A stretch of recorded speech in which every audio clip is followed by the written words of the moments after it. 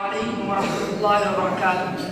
الحمد لله رب العالمين، والصلاة والسلام على أشرف الأنبياء والمرسلين وعلى آله وصحبه أجمعين، أما بعد. قال الله تعالى: أعوذ بالله من الشيطان الرجيم، بسم الله الرحمن الرحيم. ولله على الناس حج البيت من استطاع إليه سبيلا.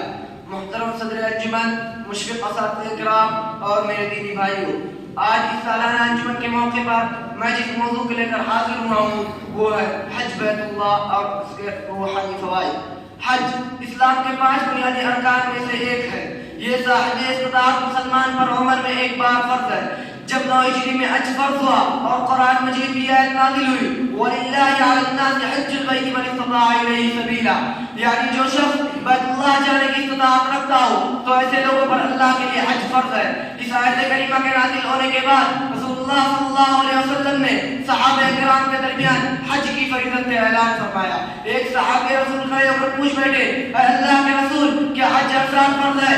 آپ صلی اللہ علیہ وسلم نے اس سوال کا جواب دینے کے بجائے فرمایا: تم سے پہلے کی قومیں اسی وجہ سے ہلاک ہو گئی کہ وہ اپنے نبیوں سے نامناسب سوالات بہت کرتی تھی اور اس سے اختلاف کرتی تھی۔ میرے بھائیو، حج جو اسلام کا ایک بنیادی رکن اور اہم عبادت ہے، آج محض اسے ایک رسم اور شوق بنا لیا گیا ہے، جبکہ حج اتنے بڑے کی عبادت ہے کہ اگر اس کو صحیح طریقے سے اور سنت کے مطابق ادا کیا جائے تو رسول اللہ صلی اللہ علیہ وسلم کا فرمان ہے کہ الحج المبرور لیس له جزاء الا الجنہ، یعنی حج مبرور کا جنت کے سوا کوئی بدلہ نہیں۔ اتنا ہی نہیں، رسول اللہ صلی اللہ علیہ وسلم فرماتے ہیں کہ رجع کیوم ولدته امه، جب یعنی حج کرنے والا انسان جب حج کر کے اپنے وطن واپس لوٹتا ہے تو وہ اس بچے کے بارے میں لوٹتا ہے جس کو اس کی ماں نے آج جنا ہو، بالکل گناہوں سے پاک و صاف۔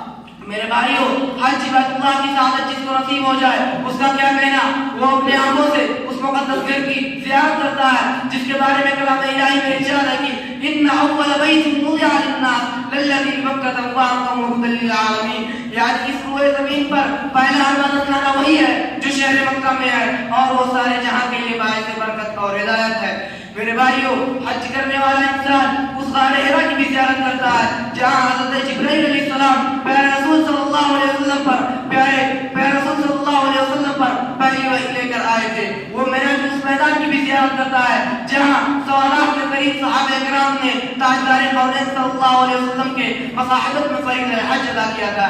وہ اس میدان عرفات اور جبل رحمت کا بھی دیدار کرتا ہے جہاں 1400 برس پہلے محسن انسانیت نے امن و آشتی کا درس دیتے ہوئے فرمایا تھا کہ لوگوں، کسی عربی کو عجمی پر، کسی عجمی کو عربی پر، کسی گورے کو کالے پر اور کسی کو کالے کو گورے پر کوئی فضیلت اور بڑائی حاصل نہیں۔ فضیلت اور بڑائی کا معیار صرف تقویٰ اور اللہ کا ڈر ہے۔ میرے بھائیوں، حج کرنے والا انسان اس شہر طیبہ کی بھی زیارت کرتا ہے جس کے بارے میں کسی شاعر نے کہا ہے کہ دکھا دے یا الہی وہ مدینہ کیسی بستی ہے، دکھا دے یا الہی وہ مدینہ کیسی بستی ہے جہاں ہر رات دن مولا تیری رحمت برستی ہے۔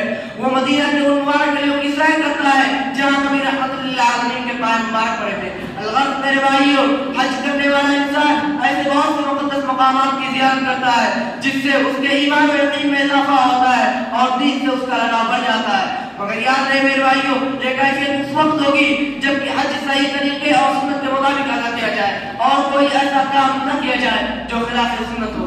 آخر میں اللہ رب العالمین سے دعا ہے کہ اللہ تعالی ہم سب کو زندگی میں کم از کم ایک بار حج بیت اللہ کی سعادت نصیب فرمائے۔ آمین۔ وآخر دعوانا الحمدللہ رب العالمین۔ السلام علیکم۔